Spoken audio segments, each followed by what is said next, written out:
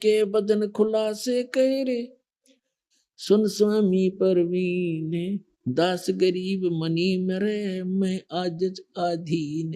मैं आपका आजीज हूँ, आपका नौकर हूँ, आपके अधीन हूँ, मेरा अहंकार नहीं है।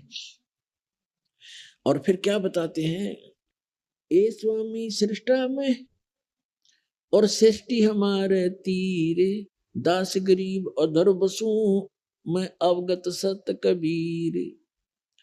मैं अवगत गत से पहरे, इन चार वेद से दूर, दास गरीब दसों दशा में सकल सिंध भरपूर। सकल सिंध भरपूर हूँ, खालिक हमरा नाम, दास गरीब अजात हूँ, ते जो कहा बलि जाऊं।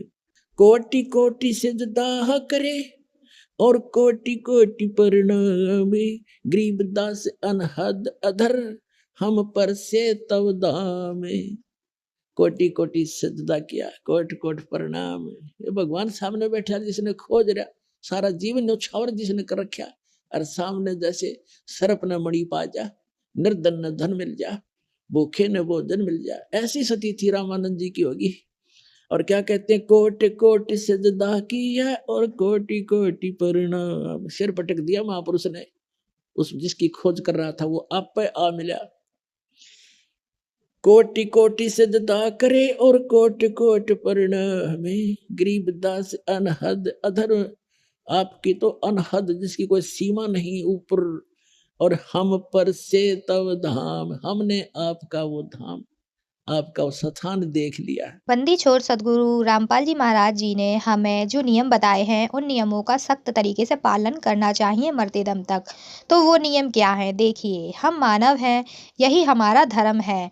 हमें चाहिए कि मानव जैसे कर्म करता है, मानव के कर्म हैं शास्त्र अनुकूल प्रभु की भक्ति करना, पुण्य कर्म करना, जीव पर दया करना, नशा को बिल्कुल छोड़ देना, शराब मांस तम्बाकू से दूरी बनाए रखना, परमार्थ के कर्म करना, सद्भावना रखना, प्रेम और मृदु भाषा का उपयोग करना, भाग्य पर हमेशा विश्वास करना, चोरी जारी नहीं करना, पर स्त्रियाँ यानी कि पराई स्त्री और बेटी बहन को अपने बहन बेटी के समान समझना, प्रभु से हमेशा डर कर रहना, मृत्यु को हमेशा याद रखना। हम एक पिता यानी कि कुल मालिक यानी सत्पुरुष की संतान है। हम सब एक काल की कैद में फंसे हुए हैं।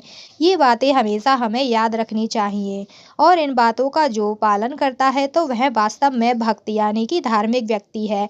यदि वह इन नियमों का पालन नहीं करता है तो वह भक्त धार्मिक व्यक्ति का नहीं है, चाहे वह किसी भी धर्म की आड़ लिए हुए हो। अब विचार करें, हम कौन हैं, जीव या आत्मा? हम जन्म से पूर्व कहाँ थे? मृत्यु के बाद कहाँ जाएंगे? वास्तव में हम कहाँ से आए हैं? यह जानकारी आपको जरूर होनी चाहिए। अब आप सत रामपाल जी महाराज जी की जब पुस्तक पढ़ेंगे तब आपको ज्ञान होगा कि हम कहाँ से आए हैं, कहाँ से हमें जाना है। तो इन सब की जानकारी आपको संत रामपाल जी महाराज जी की पुस्तकों से अवश्य प्राप्त होगी, और आगे की जानकारी जो अध्यात्म को जोड़ती है वो आपको प्राप्त होगी। संत रामपाल जी महाराज जी द्वारा प्रस्तुत जो सत्संग चलते हैं वहाँ पर आपको पूर्ण रूप से सत्संग सुनने पड़ेंगे, तब आपको जाकर पूर्ण अध्यात्म की जानकारी प्राप्त होगी। तो अगर आप संत रामपाल जी महाराज जी से जुड़ना चाहते हैं तो हमारा चैनल सतलोक इन संत रामपाल जी महाराज चैनल को जरूर सब्सक्राइब करें, ताकि आने वाला नोटिफिकेशन सबसे पहले आप तक पहुंच जाए।